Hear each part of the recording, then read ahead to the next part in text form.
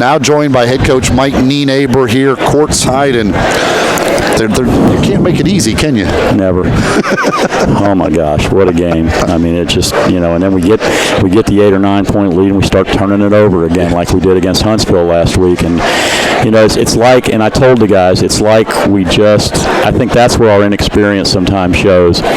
It's like we've got it, and we just can't make the final play. It's like we just get in a little bit of a panic when we're sitting 7 or 8 points ahead with 2 minutes to go, and and then we had 2 or 3 turnovers again right there. That's gonna kill us eventually. We were lucky we survived it tonight. And then when you mix that in with missing free throws, like we have a tendency to do, but thank God Joe got up there and hit those 2 big ones for us, and got us over the top. Well, and that's Joe hits 2, and then Miller hits 2. Right, absolutely. What am I talking about? Freshmen. We're talking about 2 freshmen in that situation to step up and hit those free throws. And I'm talking about Joe, and I'm sitting here. My mind is so numb from that game. I'm forgetting Brad's the one that hit the 2 that won it. So. Unbelievable. It was 2 teams that are playing very well, like we talked about before the game. I mean, West Florida's been playing as good as anybody in the league. We knew it was going to be a battle, and I'm just thankful thank God we came out on top of it. Tell me about that second half. They're using Tucker, and you really got nobody that can guard him. And then you decided to go smaller and with Cody Garbazinski, and that worked out well. Yeah, Cody did a good job on him. I mean, Alex and Mitch were having trouble. They both got in foul trouble trying to guard him, and Cody's the guy, that gets in there, his grit, just his intensity. I think was the difference there, where that, kind of got him under control. Your all-conference guys showed up like all-conference guys do. Adam D-Ball, 22 points, 8 assists, 6 rebounds. Jeff Larkin was 17 points in the game. That's what you count on those guys to do, and they did it for you. Yeah, and, we've had a lot of games where one of them's been on and the other one hadn't, and other guys, some of our secondary guys have really stepped up big for us. But tonight, early in the game, a couple of those threes Jeff hit were so big, keeping us close. I mean, they got out like 10-3 on us, and, we were kind of, we were getting in a little bit of trouble. You don't need to get down 10 in a game like this in the first half. And Jeff hit a couple. I think both of his threes were big as far as keeping us close. And and then he played with 2 fouls in the first half for a while too. Yeah, he did. And I took a chance there, but I just felt like we just didn't need to have him off the floor. And then we were able to sneak him out on a couple of defensive possessions before it was over. The other big thing is we got their big guys in a little bit of foul trouble, and then went at them. That got Adam going, because Adam had a bad, he's been depending so much on threes, and I think taking quick ones sometimes. But the difference tonight for Adam is he got inside and made some things happen. He goes 1 for 6 from 3. He's 10 for 19 overall. So do the math. I guess he's 9 for 13 around the basket. And that was more the way he was last year when he was kind of emerging as a player. And I've been trying to get him more of that.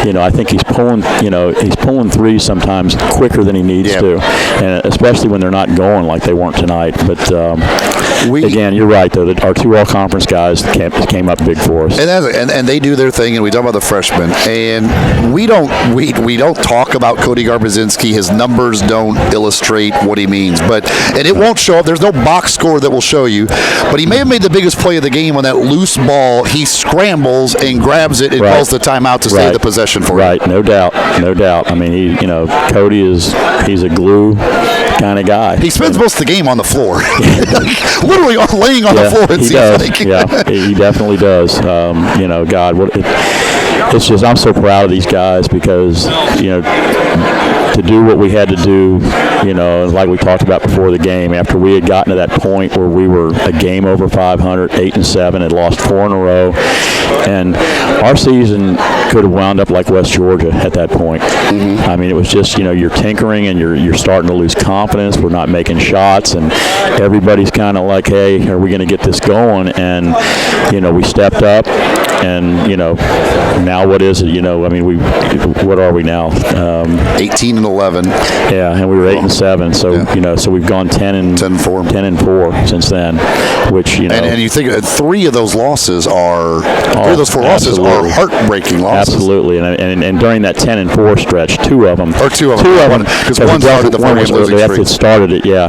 2 of them were heartbreakers where we had the lead with under 20 seconds. One was the food poisoning game, and one was the food poisoning game, and the other, quite frankly, is these guys in Florida, who we talked about again before the game, who really beat us as solidly as any team we played at full strength. Now you'll never know what would happen with Valdosta. Maybe we'll find out on Friday, because I'm guessing we're probably going to be looking at Valdosta Friday night, barring an upset. But Saturday night. Correct, Saturday night. All 4 of the top seeds advanced, so it is. All 4 did. Yeah, Valdosta, Huntsville, Delta, and you guys. That's like I told you before too. I think shows that's that home court advantage. That's too. a good thing. Yeah, no upsets, no stealing of bids, but also that shows you why you want to host these games. I mean, no doubt. There's an advantage of being at home. But the good thing is that's going to mean whoever wins the Gulf South is not going to knock somebody out of the tournament. So that's good. Now, it would be good tomorrow in Florida. I think they're playing first-round games on campus sites tomorrow, and the games to watch are Rollins and Tampa. I don't think Tampa can catch us now, but of course one of those teams could win it, which would, if one of those teams win it, it would be really good. We want the favorites to win it. We want Eckerd and we want Barry to win their way to the championship there. If they get to the championship, then there's no way that we won't get in. I mean, you look at it now, you would think you'd be guys now be ahead of West Florida as well. You hope. Having just beaten them again, 2 out of 3 of the year, and just beating them here, so you were just behind them before. Plus the win over Huntsville, of course, from last week, which is such a big win. Game. Yeah, that's a big. Obviously, you passed Shorter, so you would think you guys are safe at this point in time. Well, but you never want to assume. Yeah, you don't want to say that, but but obviously we said it going into the game. We're in a good. Let's put it this way: we're in a really good place right now.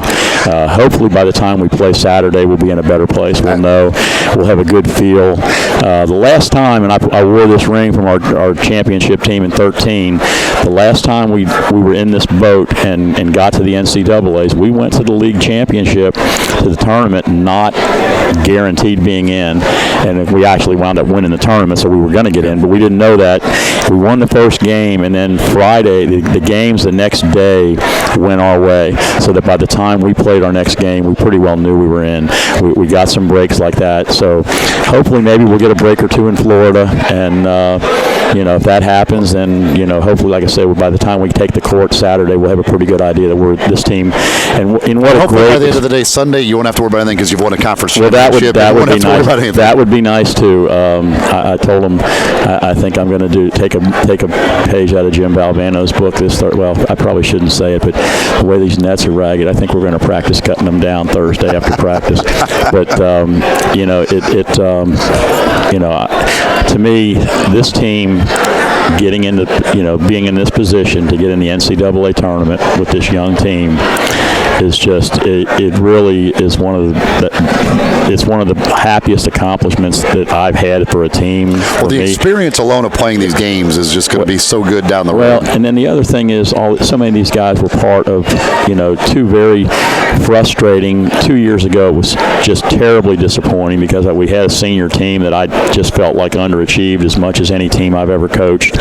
And, we were over 500, but it wasn't a good feeling coming out of that season. We had good players, and sometimes it just doesn't happen.